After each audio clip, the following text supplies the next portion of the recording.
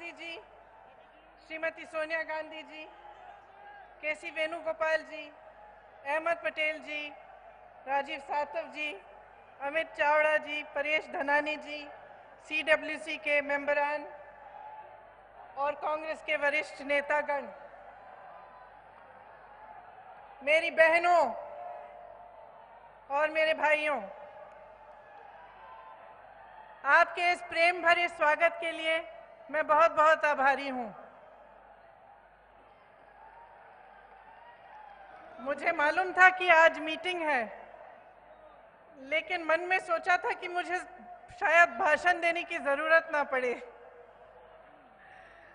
तो मैं भाषण नहीं देती। आपसे दो शब्द कहती हूं जो मेरे दिल में है। पहली बार मैं गुजरात आई हूं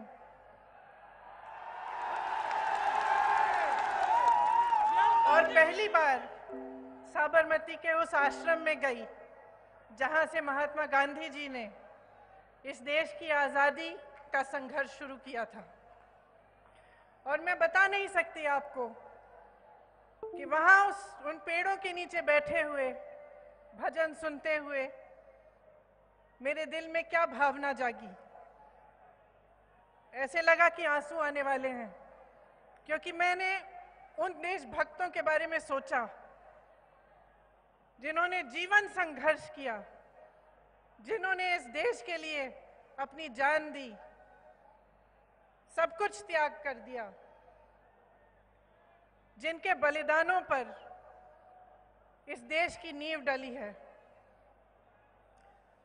वहां बैठे हुए मन में ये बात आई कि ये देश प्रेम, सद्भावना और आपसी प्यार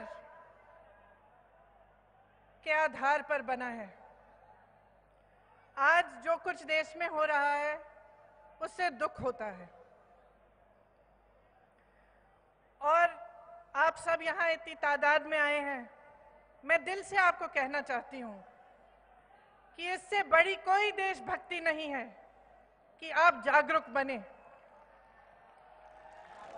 आपकी जागरूकता एक हथियार है, आपका वोट एक हथियार है, लेकिन ये एक ऐसा हथियार है जिससे किसी को चोट नहीं पहुंचानी, किसी का दुख नहीं करना, किसी का नुकसान नहीं पहुंचाना। ये एक ऐसा हथियार है जो आपको मजबूत बनाएगा। आपको बहुत गहराई से सोचना पड़ेगा कि ये चुनाव क्या है, इसमें आप क्या चुनने जा रहे हैं। आप अपना भविष्य चुनने जा रहे हैं। फिजूल के मुद्दे नहीं उठने चाहिए। जो मुद्दे उठने चाहिए वो ये होने चाहिए कि आपके लिए सबसे महत्वपूर्ण क्या है, आप आगे कैसे बढ़ेंगे, नौजवानों को रोजगार कैसे मिलेगा, महिलाएं सुरक्षित कैसे महसूस करेंगी अपने आप को, आगे कैसे बढ़ेंगी, किसानों के लिए क्या किया जाएगा। ये चुनावी मुद्दे हैं और आपकी जागरूकता ही इन मुद्दों को आगे ला सकती है। तो मैं आपसे आग्रह करना चाहती हूं कि सोच समझ के इस बार आप निर्णय लें। जो आपके सामने बड़ी बड़ी बातें करते हैं, बड़े बड़े वादे करते हैं, उनसे पूछिए। जो 2 करोड़ रोजगार उन्होंने आपको, जिनका उन्होंने आपको वचन दिया था, वो रोजगार कहाँ हैं?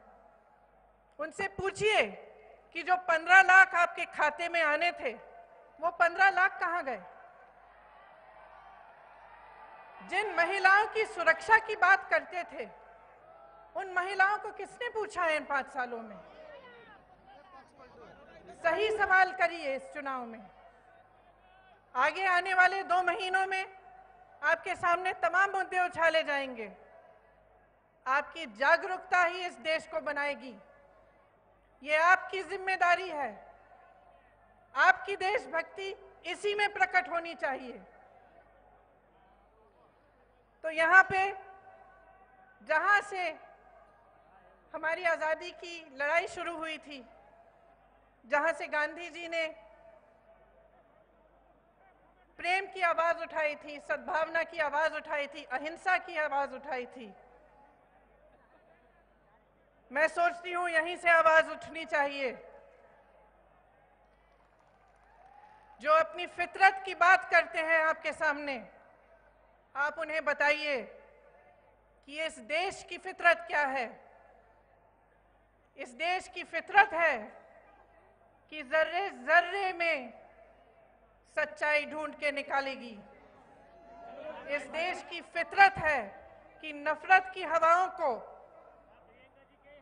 प्रेम और करुणा में बदलेगी।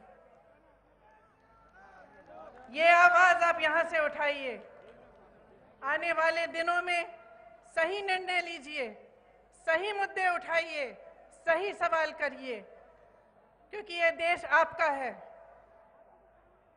आपने बनाया है, मेरे किसान भाइयों ने बनाया है, मेरी बहनों ने बनाया है, जो रोज सुबह शाम मेहनत करती हैं, नौजवानों ने बनाया है। और किसी ने ये देश नहीं बनाया है, ये देश और किसी का नहीं है। इस देश की हिफाजत सिर्फ आप लोग कर सकते हैं। आप एक एक जना जो यहाँ बैठा है, इस जिम्मेदारी को समझिए। आगे जैसे परेश जी ने कहा, आज़ादी की लड़ाई से कोई कम नहीं है। हमारी संस्थाएं नष्ट की जा रही हैं। जहां देखिए वहां नफरत फैलाई जा रही है।